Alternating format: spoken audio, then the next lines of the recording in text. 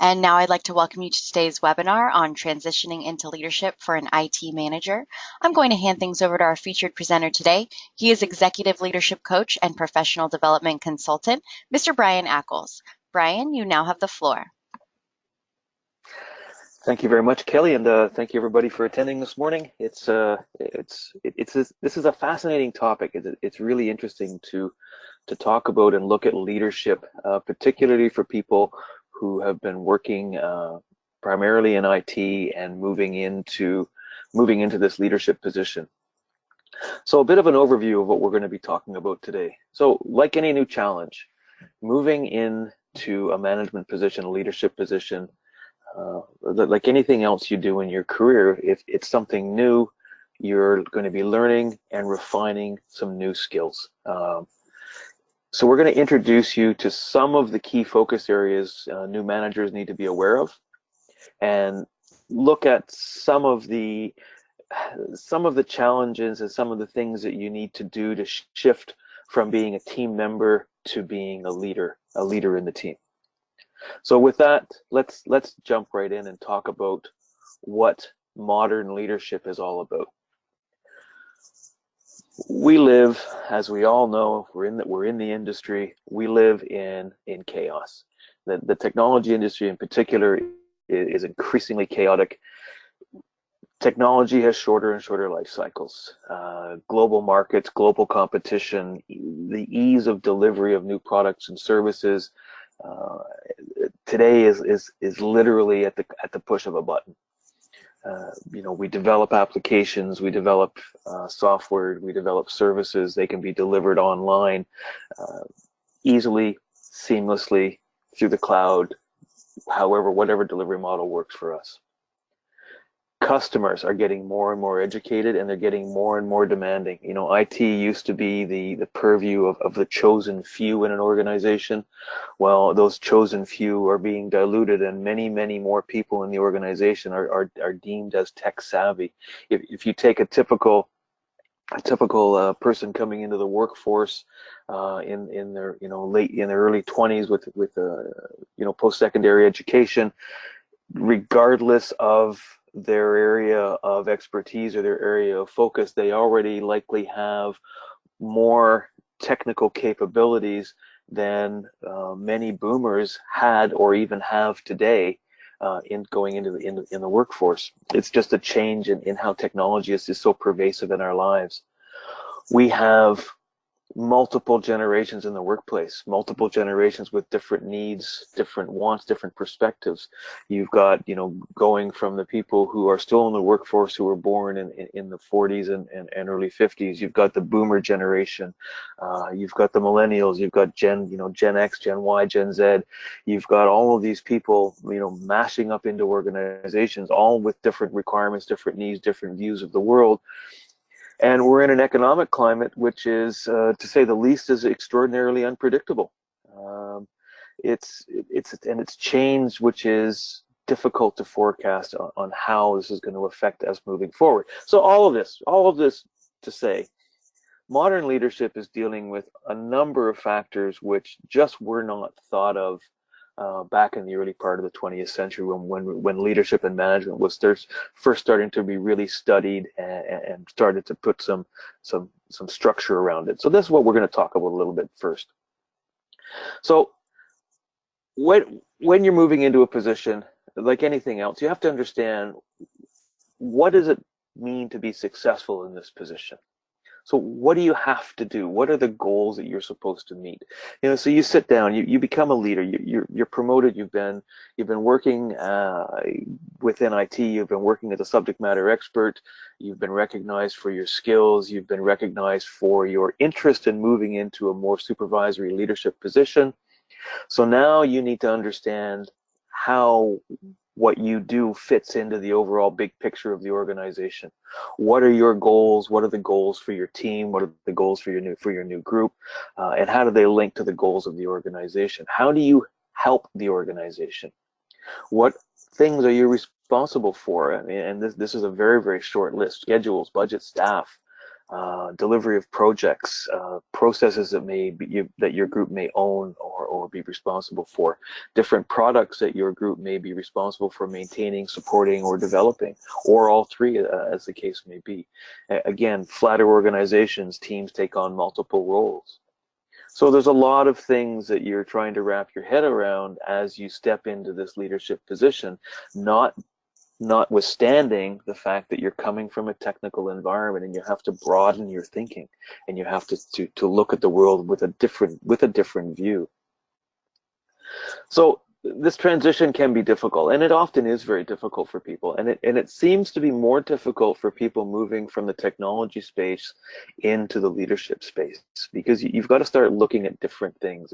Your value proposition changes.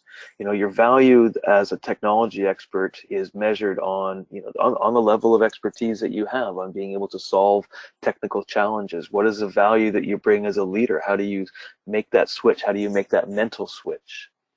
You need to understand that what you're becoming involved in is something greater than just yourself and your own individual contributions. So you need to change how you measure that contribution to the organization, and it's not your contribution to the organization that really matters anymore. It's the contribution of what your team is bringing to the organization, because ultimately that's who you're there to serve. You're only as successful as your team. And I'm going to say that one more time, and I'm probably going to repeat it 10 or 20 times in the next 40 minutes or so. You're only as successful as your team. So these are just a ton of questions that are going through your head as you're making this transition. So when you're an individual person, individual part of a team, they're easy to answer. You can answer these questions pretty easily. But as a manager, it becomes a little bit more difficult. So you're changing from a subject matter expert, right? So you've got different requirements, different priorities. If you're having lunch with the same people every day, is that appropriate anymore? Are you still sitting with the same 2 or 3 team members that you've always sat with and not sitting with the other members of your team? Are you sitting with your friends? These may seem like trivial things, but at the end of the day, how you are viewed by the entire team is really, really important. You are there to serve the entire team, not just 2 or 3 people whom you happen to know or like better from a friendship perspective than others. So it changes the dynamic that you have within the team. And this is, of course, even more challenging if you're being promoted from within your team and staying in the team. This becomes of much greater importance, that you need to not ignore the people that you've come to know and rely on individually, but to also understand that you have a greater responsibility to everybody in the team. And that may require that you have some frank conversations with some of your closer friends as well. It's a little bit easier if you're being promoted and moving into a new team where you're actually going to be working with people you haven't been maybe directly working with in the past. So what do you do as a leader? Well, you have administrative work, certainly. There's the idea of managing budgets, you're managing resources, and you're working within the environment. And these administrative skills, these are things which are relatively straightforward to learn. Each organization has their own rule book, if you will. They have their own rule book on how budgets are done. They have their own rule book on when they're done, what sort of inputs, how they get the inputs, how the process works, how reports need to be written, who you're sending information to, how you deal with approving time off, how you deal with all the administrative issues around managing the team. So the administration side is, again, these are things that you will learn from the organization, and if they're not offering you this information, it's really up to you to go out and search it out. Don't wait for someone to tell you. Go ask. That's probably my first bit of advice. If you don't know how things are done, go talk to another manager, go talk to another supervisor, and say, how do I do this? Or, who do I talk to find out how I do this? You'll find that people will want to help you understand and will want to help you succeed. And you'll develop relationships with people just by doing that. So that's the administrative side. And you need to look at other leadership pieces as well. And you need to be able to manage your time and manage your priorities and understand that you're making decisions and that your actions have impact. One of the things that all managers go through is this desire to say yes. And it's a desire to say yes to the organization, to say, yes, we can do this. Yes, we'll take this on as a team. But it's very, very important, though, that you also understand the need and the desire or the need to say no. There are some things that you cannot do. There's some work that you just simply cannot accomplish because there's just not enough time. You need to be able to have discussions with the people who are requesting time from you and your team, or requesting you and your team to do certain things. And you need to be able to say, okay, well, we've got this on our plate right now. This is the time frame of what we're doing and how we're doing it. If we add this one thing in that you're asking us to do, this is going to have impacts in the following areas. So, if we're willing as an organization, and again, I'll stress that as an organization, to accept those delays or those impacts, then certainly you can take things on. Or I'm going to have to say no, and we'll have to park this until we've got some more resource availability. But that's a process of learning how to say no, and it's not just no, I'm not going to do it.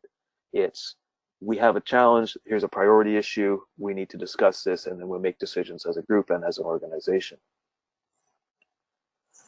Part of what helps you deal with all of this mess, really, it's not really a mess, but this sort of myriad of details that you're stepping into, is having a really good and clear management model. And the model helps you clarify what your job is and what it isn't, and what you need to do as a manager. It helps you prioritize your time. A good model helps you empower your staff. You're helping them make more decisions on their own. A good management model encourages people to be engaged and encourages effective communication. It also simplifies control systems and helps you coach and mentor your staff to increase their abilities and increase their confidence in what they're doing. So one of the management models which I talk about a lot when I'm talking about management, and I'm talking about leaders and people moving into leadership positions, was developed by a guy by the name of Dr. Henry Mintzberg. And Mintzberg sort of turned the discussion on management on its ear. He looked at the roles that managers play rather than the functions that managers do. So the functions that managers do things like budgeting. Managers do things like planning. Managers do certain functions within the organization, and that still exists. But more importantly is understanding the role that a manager actually has. So and he developed this 10 management role model by literally sending out his grad students, wandering around recording what managers actually did in various organizations around North America on a given day. Refined this into basically 10 roles that managers play. You're a leader, you're a liaison, figurehead, monitor, disseminator, spokesperson, entrepreneur, etc. And each of these has specific things that you do. So for instance, and I'm not going to go through in detail through all of them, we don't have time today, but for instance, as a leader, you are the spokesperson for the team. You are the figurehead for the team, right? You're the person that is representing the team to the greater organization.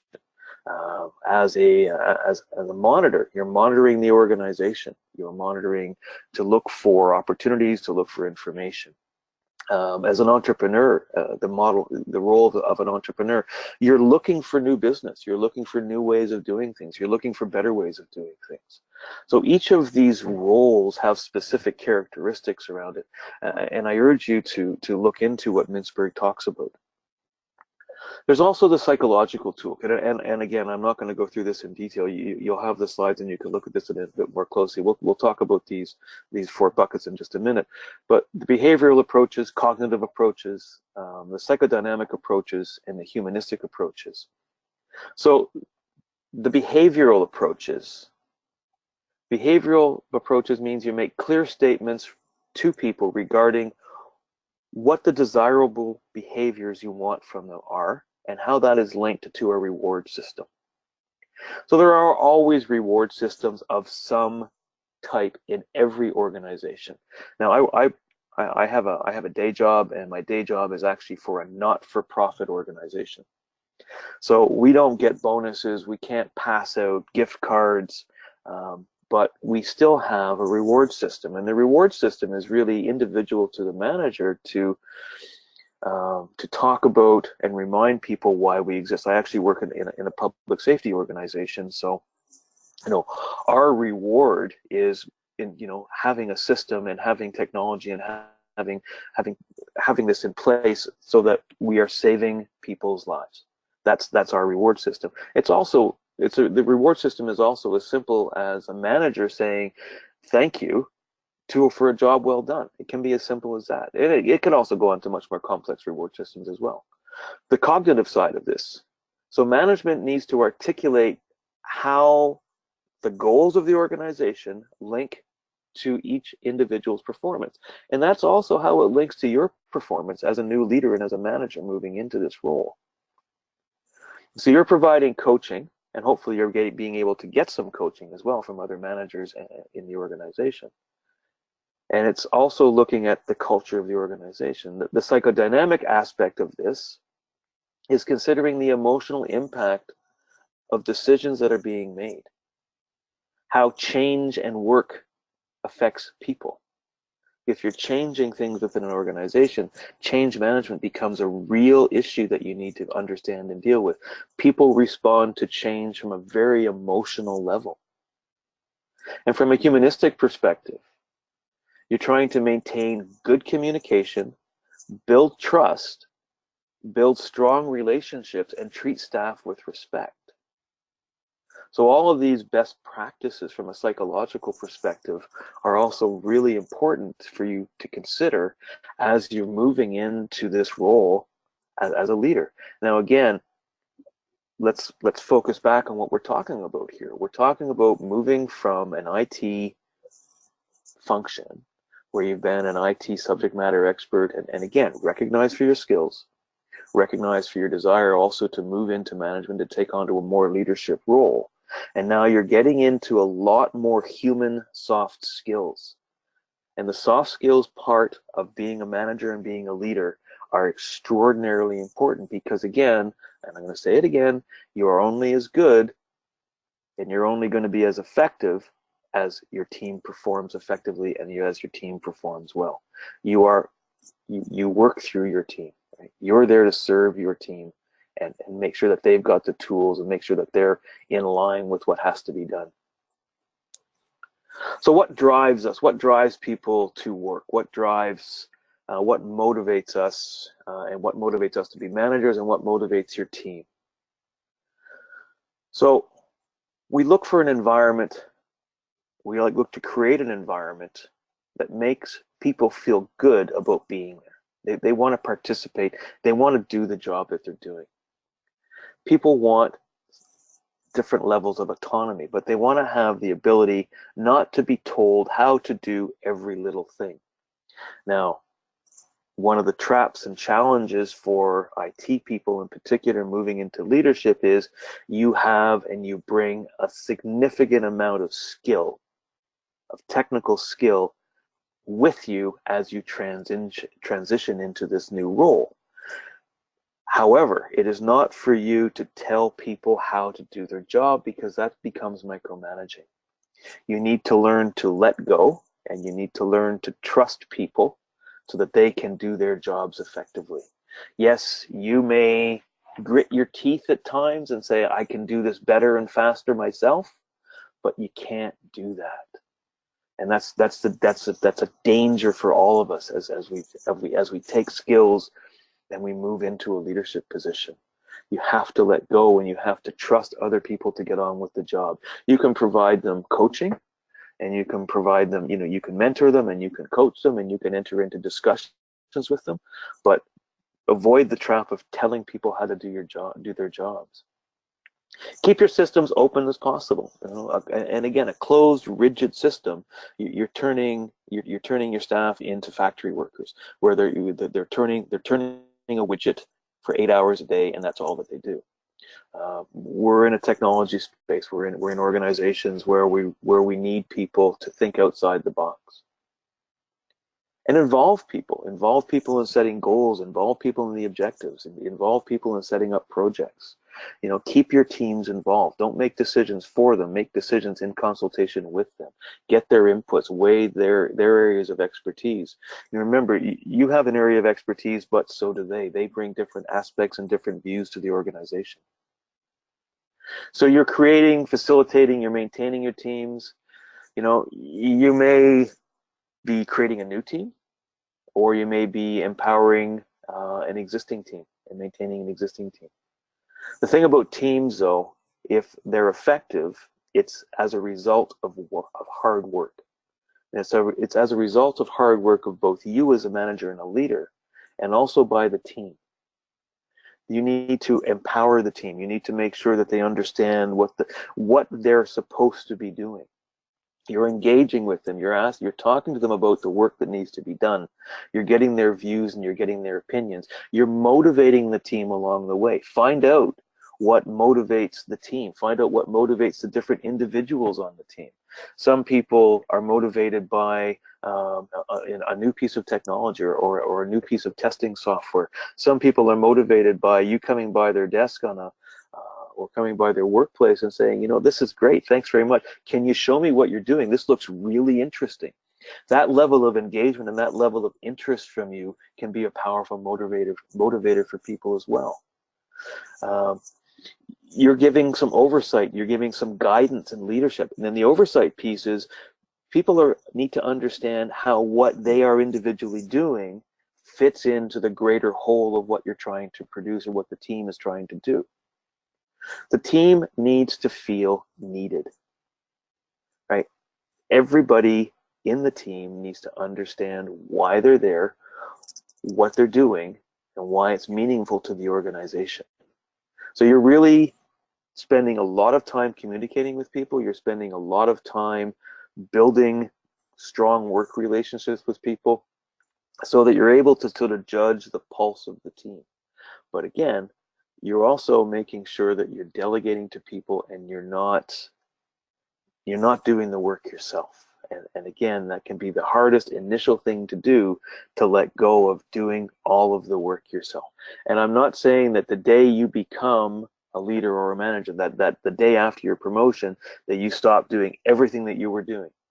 There will be a transition period, but try and write down and plan out a transition period where you transition from your old role into the more management and leadership role, and talk to your manager, talk to your boss about it, about how that transition will happen and what support you need from them to make that happen. So let's talk about a model for building a healthy team, and it's a 4-level model, and we'll go through this in a little bit of detail.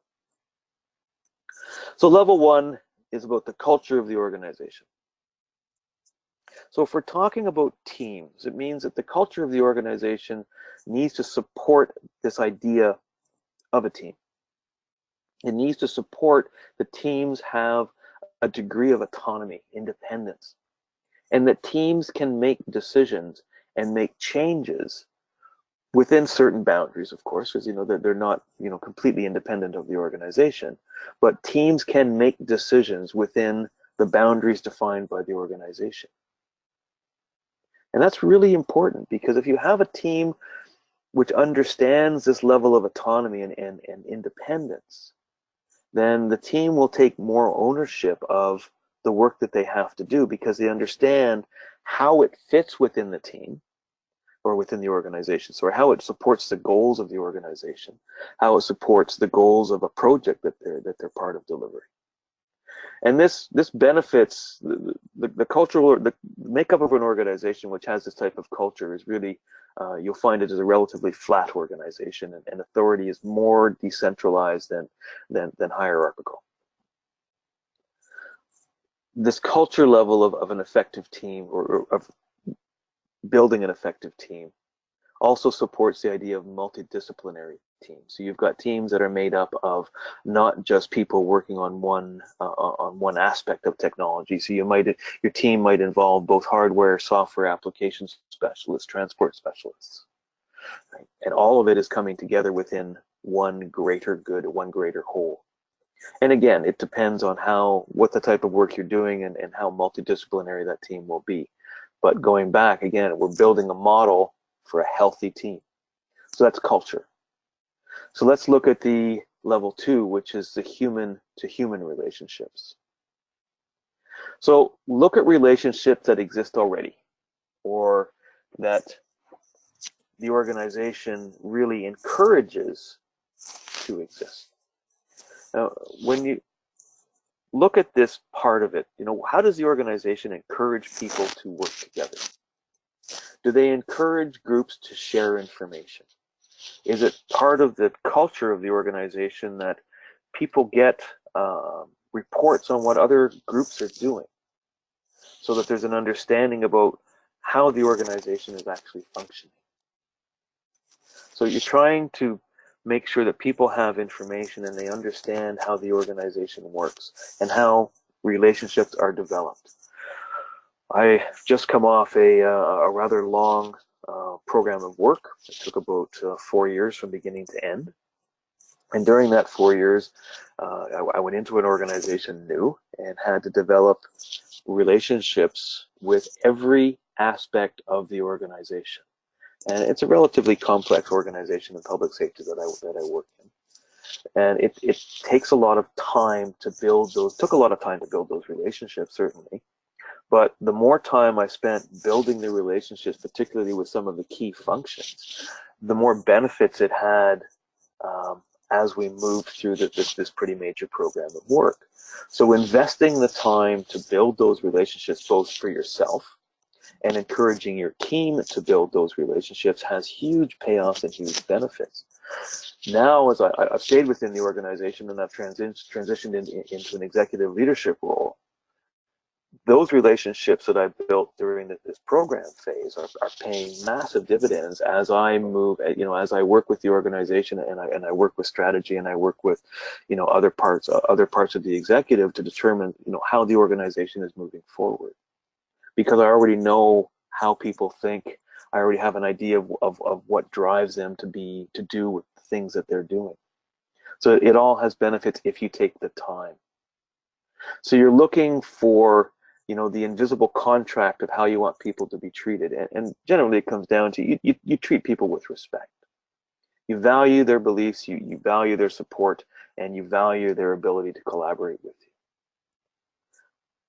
So the next level of building an effective team is certainly communication. And while this says it's the invisible fabric, really communication is the underpinning of any successful team. If teams communicate well, then teams will function as a team very, very well. If teams do not communicate well, then the team will not be effective really at all, because no one will know what's going on. There is a basic truth about communications in organizations. The more effective you are at communicating in an organization, the more successful the organization is. The more inefficient that you are at communicating, the more likely that the organization is facing significant challenges and significant problems. And from a project management perspective, from a project delivery perspective, which of course your teams will be part of project delivery at some point, the single greatest cause of project failure is poor communications. And this has been studied time and time again. This is not something that we're making up. Communications is the foundation of strong culture, strong teams, and it is literally the glue that holds everything together within an organization and within a team. And level 4 of building a highly effective team is the idea of how the team is used to build goals and objectives. So organizations work from defining the overall strategy. What are we trying to strategically, achieve? What are our strategic goals over a certain time period? So we're working on a strategic plan right now for my organization, which is looking 5 to 7 years in the future.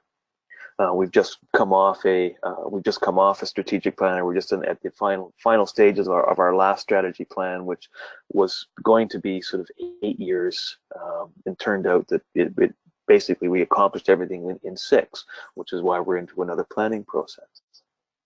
But that planning process creates an overall sort of, I'll say, organizational roadmap. Now, we're involving all parts of the organization, and we're taking information from all parts of the organization to build that strategic roadmap. So you as a leader and a manager in a team, you're going to be, to build a highly effective team, you're going to be using your team's inputs and gathering your team's inputs and representing that to the organization to build this overall strategy. This overall strategy then leads to certain goals and objectives, and the goals and objectives are usually much shorter term. They're annual, they're quarterly, whatever time frame your organization works on. But these goals and objectives are then worked on between you and your team. Your team creates these with you, and there's a direct link between those goals and objectives and the strategy of the organization. So the culture of the organization needs to support this. It needs to support, again, this communication and this trust that people will want to work to create goals and objectives, and that they will work to achieve those goals and objectives. Great teams have high ideals and high expectations for their own members. And the reason they have high ideals and expectations for their own members is they've been involved in creating the goals and objectives. So if they're part of the decision-making process and their inputs have been heard, they're going to feel ownership, and they're going to feel accountable for making all of this work. So again, it comes back to relationships. Good relationships build a team. Without good relationships, you really don't have a team. The thing is about relationships and team and the workplace, people do not need to be friends.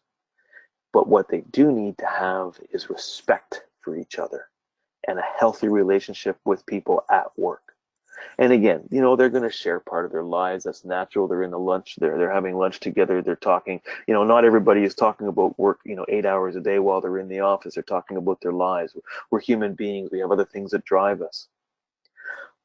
But it's building the relationships, and it's building an understanding about who people are. And it's developing and maintaining those relationships, because the relationships really make the team.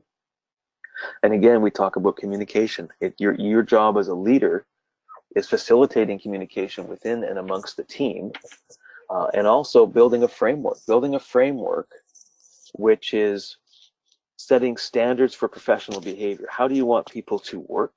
How do you want people to communicate? How do you want people to deal with conflict and disagreements?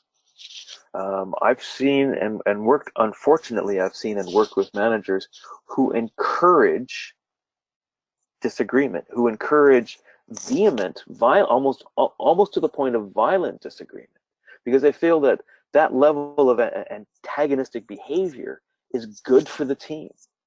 I experienced this relatively early on in my professional career, and I was absolutely appalled. But in talking to this manager, he was absolutely convinced that this was a way to move forward. And he was absolutely wrong. The team hated him. The team did not function well. The team did everything they could to go around this guy. Instead of working to get things done, they spent their time working to avoid him. He created a completely and utterly disengaged team of people. So encourage people to deal with disagreements professionally. If I have a disagreement with somebody, I'm going to say, I disagree with what I disagree with you. I don't think that this is the right way to go. Here's why I don't think it's the right way to, here's why I don't think it's the right thing to do or the right way to proceed. And I will have that discussion with them. Now, they may try and escalate, and I've had team members on my teams who who are so stubborn that they don't want to talk about anything except their own point of view. That being said, you de-escalate the situation. If you need to, you walk away, but set standards to say we need to be able to have open and honest conversations about why things should be done one way or the other. What are the benefits? What are the pros and cons of doing it this way? What are the benefits, pros, and cons of doing it the other way? Establish those types of rules within your team. And, it's important that you sort of walk the talk as well. Your team is there to deliver results, right? They're there to deliver success for your team's customers. They're there to do it efficiently, and they're there to do it with high quality. So you're there to support your team by effectively delegating, making sure they've got the information they need, and empowering them to do their jobs. So again, we come back to modern day teams, right? 21st century leadership. It's about extensive collaboration, self-organizing teams, fluid teams, and again, we're dealing with this chaotic environment we mentioned right at the beginning of this webinar. Things are changing very quickly, and if things are changing very quickly in the environment, our teams need to adapt to that as well, and it may be that our teams are also changing very quickly. If teams are self-organizing, they will spontaneously adapt to the changes in the environment. If they've been appropriately empowered, and if they're trusted to get the work done, then they will be able to roll with the punches, so to speak. They'll understand the changes in the environment. Now, your job here as a leader and as a manager is to make sure that what they're adapting to still fits within the guidelines of what the expectations are. So you're building conditions for self-organization. You're building conditions to empower people, and you're also building conditions to encourage leadership at all levels within your team. You will find that people will stand up and take leadership for certain issues or certain areas of the work that your team is doing, and encourage that, encourage people to do that, because we also need to train leaders for tomorrow. A huge part of my job right now is to look at succession planning, and not just for myself, but look for succession planning for my management team. I've got people who are going to be moving on within the next sort of 3 to 5 years, and I can't wait 3 to 5 years to replace them. I've got to start thinking about it now. Who in the organization do we want to encourage to step up to this in a reasonable time frame? So create conditions for people to self-organize. You authorize it first, and then let them get on with the work. Build autonomous and self-organizing teams. And again, you bring teams with diverse sets of experience to the table. You encourage them and you coach them on how to be self-organizing. You teach them on how to collaborate amongst themselves. Self-organizing teams that have the authority to work also have to understand the boundaries within which they have to work, and that comes from your coaching and your mentoring. And you can also, get help from other managers, get help in mentoring and coaching from others in the organizations that are running autonomous and self-organizing teams. And again, you as a manager and you as a leader, you're only as successful as your team is successful. So if you are having challenges in helping them do the things that they need to do, you need to look for help for yourself to find out how to help them. So it becomes an issue where you're looking for support from others in your organization as well. Cross-functional teams, and again, cross-functional teams leverage this multidisciplinary aspect of teams that we're getting into more and more. So good cross-functional teams have a really good ability to recognize different viewpoints within the team as well. Because if you're bringing in cross-functional teams, different aspects of different functions bring a different view of the world. Hardware development, for instance, brings a different view of the world than software development or application development. But they will respect that, and they will have a good dialogue, and they'll have a good understanding about how this will work as they move forward. So you're encouraging your team to take responsibility and control, and again, take authority over their own work. I can't stress enough and say enough about delegation and empowerment. It is the single greatest tool that you have in your toolbox as a manager and as a leader. You move into this position and you let go of your technical, I won't say you let go of your technical expertise, but you let go of your technical contribution on a day-to-day basis. And in order to do that, you have to empower and delegate people to get the work done. And delegating is not telling somebody exactly how to do something and exactly when you want to have it done. Delegation and empowerment go hand in hand. So empowering people to do the job is explaining and having, or not explaining the work to them, but having a discussion with them about the job that has to be done, about the tasks that have to be done. Asking them, and I'll repeat that, asking them how they see that task being done. How long do they think it's going to take? What things do they need? What tools do they need? What support do they need? Who do they need to work with to be successful? When do they think they can have it done by? And you say, okay, if they come back to you and say, reasonably, I think I can have this done, within a week. Well, again, so from your mind, and if you're the technical expert and you know that this is going to take a month or longer, right, that's raising alarm bells, because although you're trying to empower them, they're not quite getting the work that has to be done. So again, enter into further discussions with them about the complexities of the work, etc., and try and coach them and to refine their time model to something which is a bit more realistic. And again, you're trying to set your teams up for success, and you're trying to set the individuals in your teams up for success as well. Don't let somebody promise you to deliver something in a week that you know darn well is going to take longer than that, because they're either one, they're going to deliver you a shoddy product, or they're going to burn themselves out trying. And you're going to, great, you might get something in a week, but they're going to be so exhausted that the following week they're going to be worth nothing. So again, reasonable expectations, empowerment, coaching, and mentoring. Delegation, delegation, delegation. And again, we've talked about this before. As a new manager, it can be rather difficult to delegate. And some managers never end up managing more than 2, 3, 4, 5 staff because they don't want to let go. They don't want to let go of their own expertise.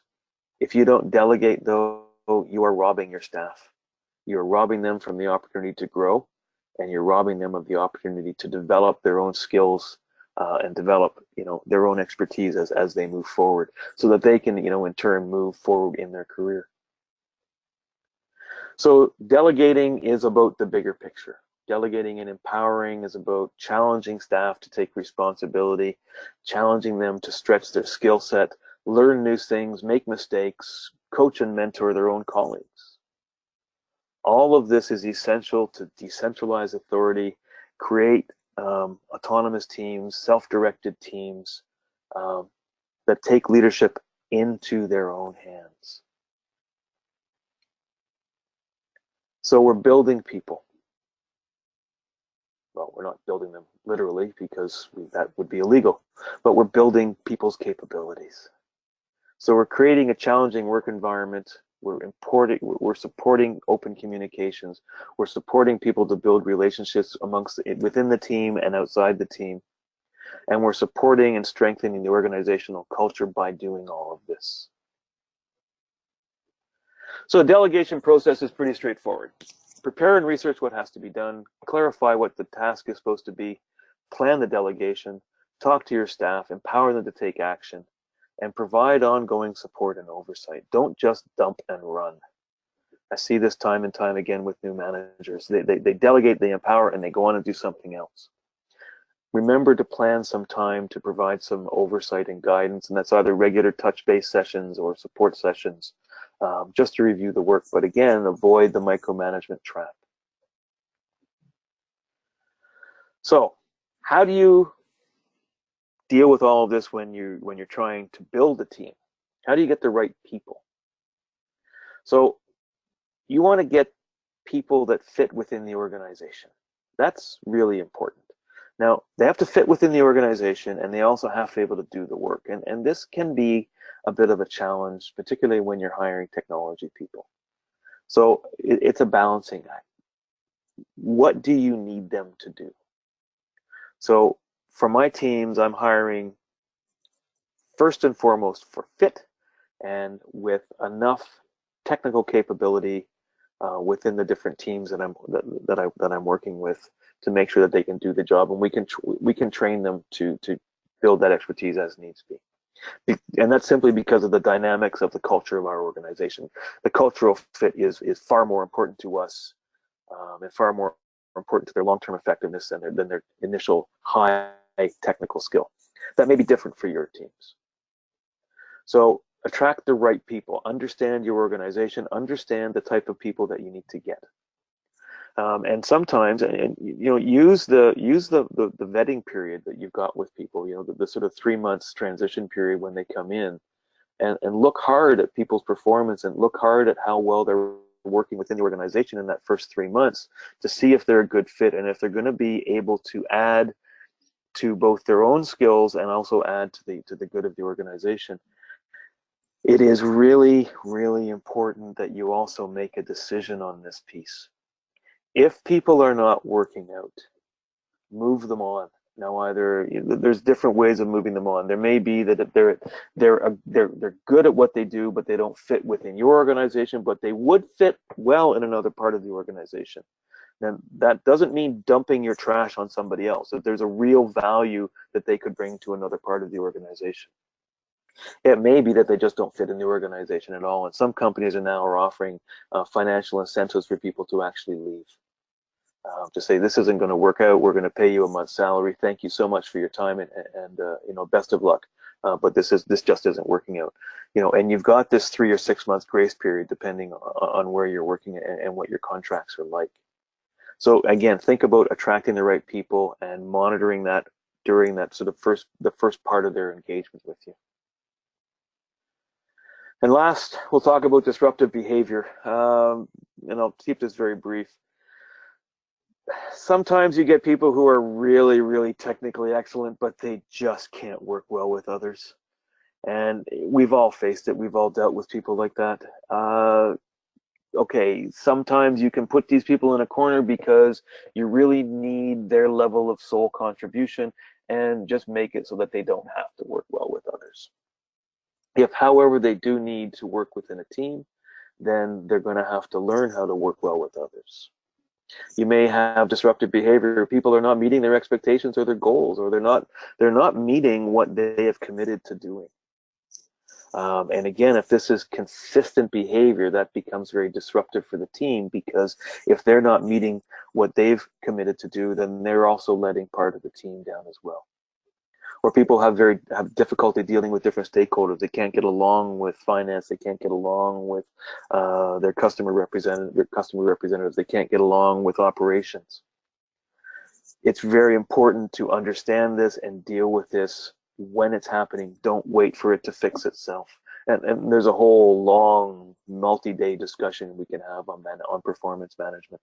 One thing as a new leader and a new manager, though, is it's really important that you recognize this and you deal with it. Get support from HR, get support from other managers if you're uncomfortable in doing this. And you will be uncomfortable doing it in the first times you have to deal with disruptive behavior, because again, this is the soft skills that you're dealing with as you're moving into this from an IT specialty. So let's sum all this up. Being a great manager, being a great leader takes hard work and a willingness to learn new skills and put them in practice. Coming from the IT side, you're moving into a position of management and leadership. You're used to learning new skills and you're used to putting them in practice. So this is just another aspect of that. However, these are soft skills and these are human skills. And that's where the challenge comes in. You're always, always, always looking for ways to make your teams achieve greater and greater things. That is your job. Your job is to make your team successful. You are only as good as your team. Never ever forget that, and never accept thanks on behalf of your team by saying thank you.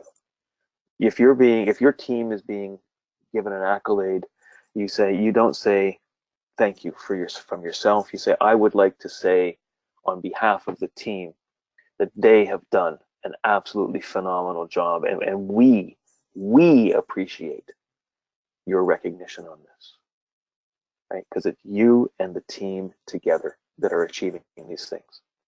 And with that, I will close and say thank you very much, and I hope to be able to talk to you again soon. Thank you so much, Brian. And if anyone has any questions for Brian at this time, please feel free to type those into the questions menu option and we will get those addressed before we log off today. Wanted to remind you all that this session is being recorded and you will all receive a link later today to review the session recording, as well as a PDF of the PowerPoint slide deck as well for you to take notes or anything like that. Also want to encourage everyone to reach out to their local New Horizons for further information on these types of courses. If you are not familiar with your local New Horizons, you can log on to newhorizons.com and do a zip code search to find the center nearest you. There you will also find information on our Center for Leadership and Development. All of those courses and available offerings and schedules, as well as pricing, are on our website. All right, Brian, it looks like we have a question. What if the team that you gain doesn't get along? Well, that's not uncommon, unfortunately. And if the team doesn't get along, it's really trying to find out why. As a new manager, you're going in and you're going to get to know people, and you're going to have to get to know them individually. And really, it takes time to interview each. I won't say interview, but have a meeting with each person individually. Talk to them about what they're doing, about their career aspirations, about what makes them tick. And after you meet with everybody individually, you will probably gain a better perspective as to what the dynamic within the team is. People will generally open up to you if you're not just talking about their job function. You talk about, what they're interested in, what their desires are, how things are going within the team. They'll start to tell you about, different things that are going on. Once you have the information about where there might be problems or challenges within the team, you might want to shake the team up a little bit and move people into different responsibilities. It may be that you may need to move people out of the team and move other people into the team if you've got that opportunity within the organization to move team members around. Otherwise, it's just a matter of really taking your team aside, as a team, and saying, listen, we've got to learn to get along. We've got to learn to work well together. What are the challenges? What do you see as the challenges? And try and have those sort of frank and open discussions. It can be hard for people to open up in a team, and they particularly IT professionals, they'll say, no, we're all good. But they'll go back to the same way of working. So you need to encourage people to talk, to communicate, to share information. And it may need that you may need to force them to share information on a more formal basis until it becomes informal. All right, we just had another one come through. Let's see. Dealing with other intra-department managers can be just as difficult. How do you recommend dealing with other managers that overstep their boundaries and try to make your team look bad and attempt to make their teams look better? Yeah, that's human nature again, unfortunately. So you're dealing with people, and people come in all shapes and sizes. If one manager in an organization is going out of their way to put your team down and make your team look bad, I would have a very frank and open conversation with that person to say, listen, what's the problem here? Is there a particular issue that you have with the work outputs and the performance of my team? If there is, please let me know, and we can enter into a dialogue, enter into a discussion about where we address those challenges. We need and stress to that manager that we as an organization need to work together. We're not in competition. We need to work towards the greater good of the organization. I always encourage people to take the high road. It's you're looking at this from the say, okay, so someone's trying to put my team down. What do I do? Well, you take the high road. Take the high road and say, my team is supporting the organizational goals and objectives. Is there something specific you need me to that we have a challenge with here? Let me know. We'll work on it. Otherwise, I expect your cooperation, and I expect our teams to work well together. All right, that was a great answer. I was even taking notes there myself. All right, it looks like that will wrap up our questions for today and today's presentation. Thank you so much, Brian. We really appreciate you joining us on behalf of New Horizons. My absolute pleasure. And thanks everyone for joining us today. I hope you'll join us for future webinars. You can visit our website at newhorizons.com, click on the webinars link there to sign up for any upcoming sessions or view past webinar recordings in our archive library. Thanks so much, everyone. That will end today's session. Have a great day.